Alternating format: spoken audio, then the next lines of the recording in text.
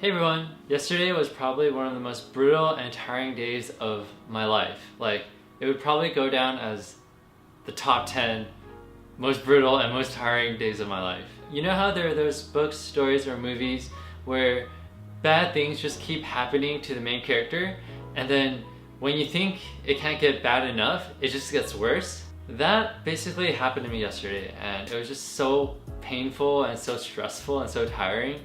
And I thought, hey, I might as well share it with my viewers and have you share my pain. And I think that what happened to me was actually kind of interesting, just like how many bad things happen in a row.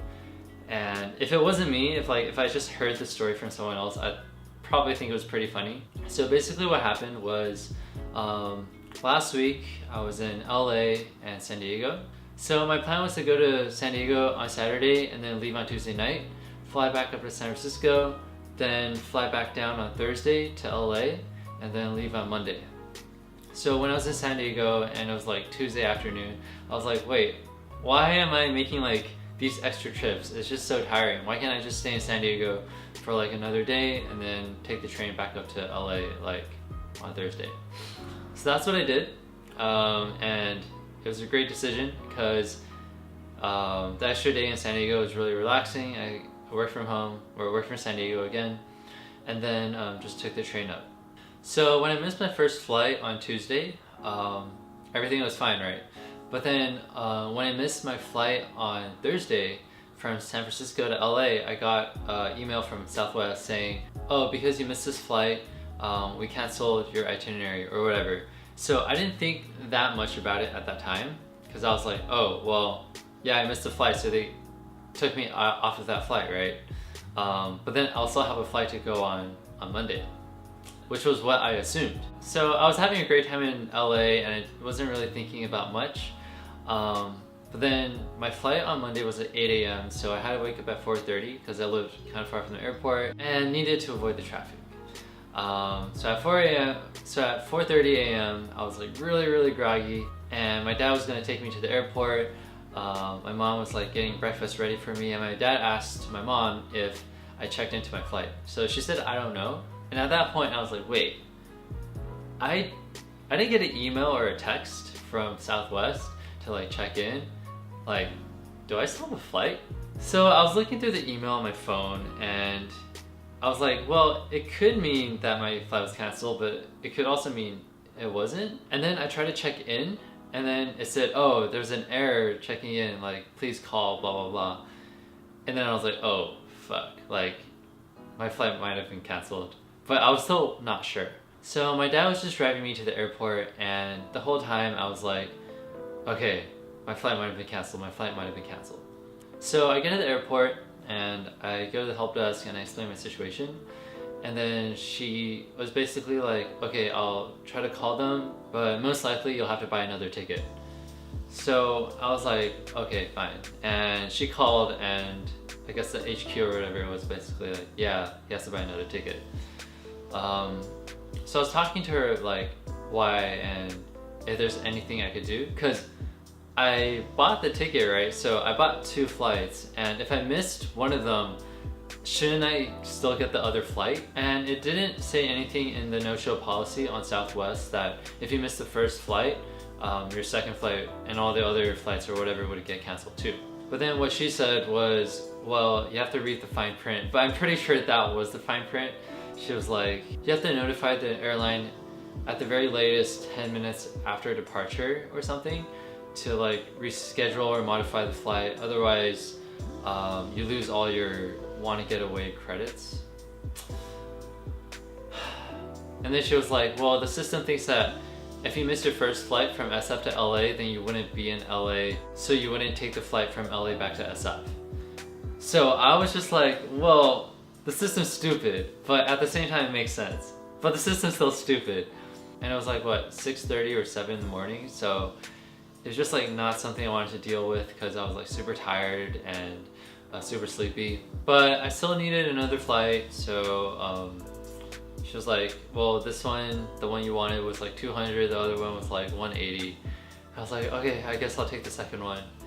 And all this time I was just like, fuck, for no good reason, I'm down like $180. So I was pretty pissed. Like, this is such an edge case situation. I don't blame their system for not taking into account this edge case. And someone who didn't take the first flight probably wouldn't be in the city to take the second flight. So it's pretty smart for them to like open up that seat to someone else who needed it. And then also for me, it's not really my fault because it was like really out of my control. I wouldn't have known that this policy existed. But then at the same time, I was sort of just like mad at the situation and like really annoyed that this had to have happened to me. I thought Southwest was gonna be like one of those really over the top customer focused companies that would be like, oh my gosh, I'm so sorry this happened to you. Don't worry about it. Even though your flight's canceled, we'll book you another one. But that didn't happen. And yeah, it was just such a long ordeal. I just wanted to get home and like put down all my stuff and just go to work. Like, I still had to go to work yesterday. Okay, so I get through security, nothing really happens. I get on the plane, right? I was thinking like, oh, I'm gonna be really smart. Like, everyone sits either in the aisles or the windows, right? And normally you just keep walking down until there's like a free aisle or window. And with Southwest, it's like open seating, so it's just you board at the time and choose your own seat. And then normally what happens after the flight is like everyone gets up and you just have to wait until everyone gets off, right? And when you're in the back, you pretty much wait for everyone to get off. So I was like, yo, like it's open seating, I'm just gonna sit in the front. So actually I just sat in like the second row in like one of the middle seats, which I'm perfectly fine with. And the guy next to me was like, why are you sitting here? Like, there's so many open seats in the back. Of course he didn't say that, but like he looked back and that's what I assumed. Anyway, that guy, the same guy I think, kept farting on the plane and it was just so gross. It smelled so bad. And at first I thought it was like the person in front of me, but towards the end I was like pretty sure it was him. So that was like annoyance number 2. I get off the plane, I get my baggage, and at this point my phone is dying. Like, before the flight my phone was at 13%, and then after the flight it was like at 3%. So I was thinking, hey, 3% is enough for me to call a Lyft and get home, right? Like, after I call the Lyft, everything should be fine. Should be. So after I get my luggage, I take out my phone, I call the Lyft, and I noticed that before you can get picked up and dropped off at the normal loop where all the cars come and go. But then yesterday, I think they changed it into like this new part of the airport, which was a bit farther. Like, you had to walk out into this external area. So I walk out there, I call my Lyft, and then my Lyft is coming, and then at this point I'm at like 2% or 1% battery.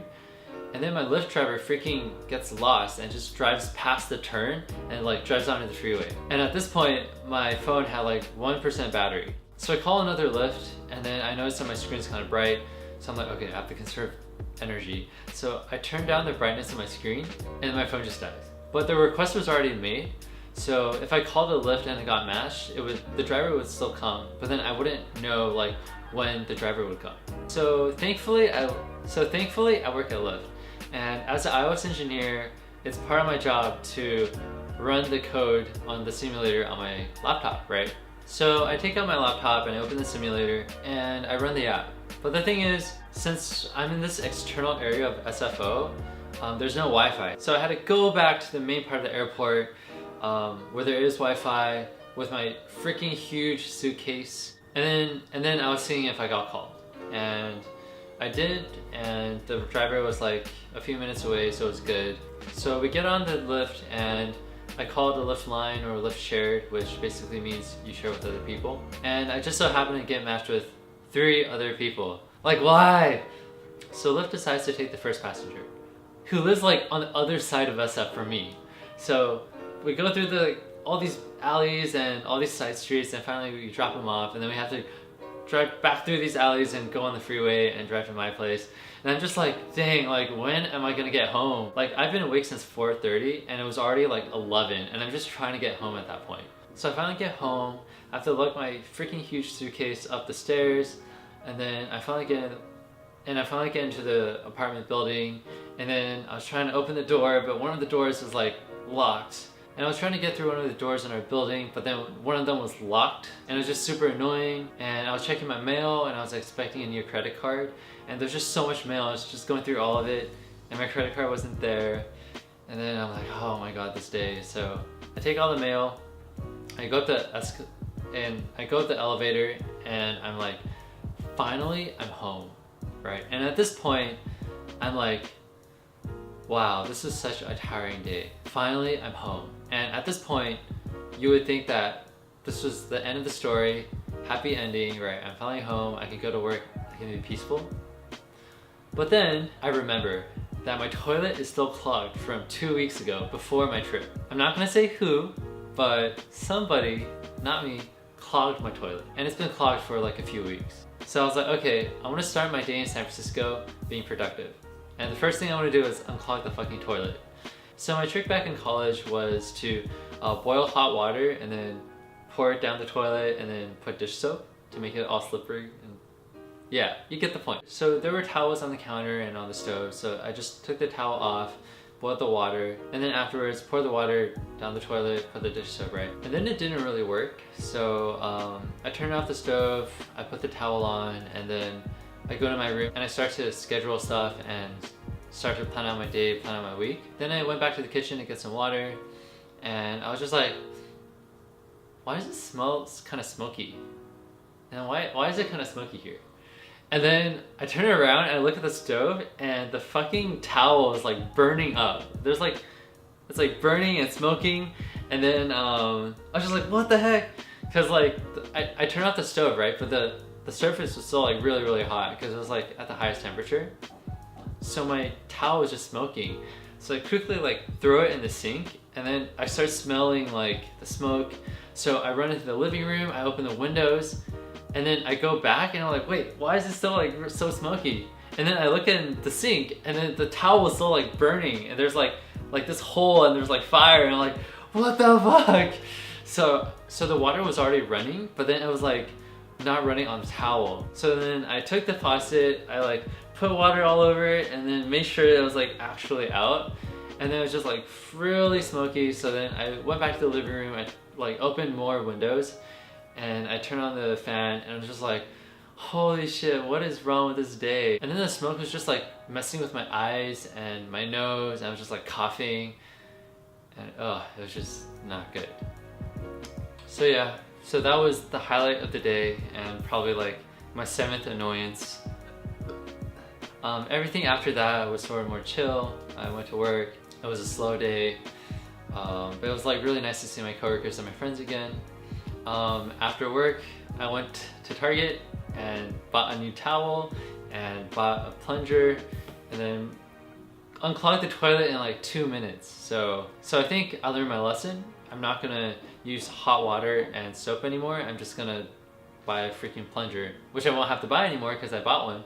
And I guess whenever you have a flight with Southwest and you're planning to miss the first one but still take the second one, definitely modify your itinerary, or else they're going to cancel your flight.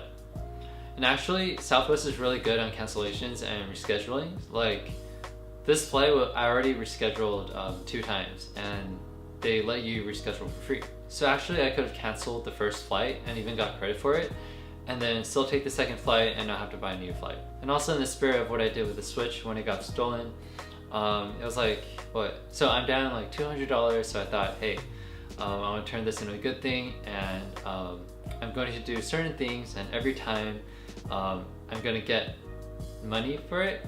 So after making this video, I'll give myself $50, and at the end of it, I would have cleared my debt, and I would have learned a few new songs and had a video for it and a whole story to tell. So in the end, a bad day yesterday actually might have turned into a good day. So I guess the morals of the story is keep your Southwest itinerary up to date. When your toilet gets clogged, don't use some hacky solution, just buy a plunger and deal with it. And then just try your best to turn a bad situation into a good situation. It's really hard when one bad thing happens and then bad things just keep happening. And there's definitely a saying that bad things happen together, but I think it's 2 things. One thing is when one bad thing happens, it throws off your mood. It makes you more prone to doing more bad things because it makes you more tired and more annoyed, right? But also another thing is it makes you more aware of the bad things. Like sometimes you might just walk into a wall and then just like laugh it off. But then if something bad already happened and you walk into a wall, then you'll be like, fuck, another bad thing happened. So I don't really know what to do in these types of situations. So what I try to do is just take a deep breath and try to like reset and just try not to do too much the rest of the day and make myself more vulnerable for more bad things to happen.